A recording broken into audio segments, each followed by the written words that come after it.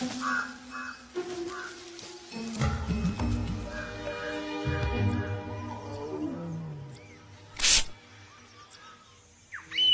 superb lyre bird, one of the world's oldest surviving songbirds.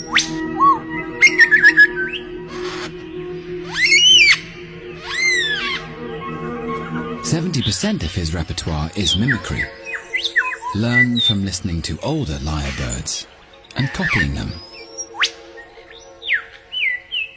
To sing such complex and varied songs, lyre birds are able to produce multiple notes at the same time.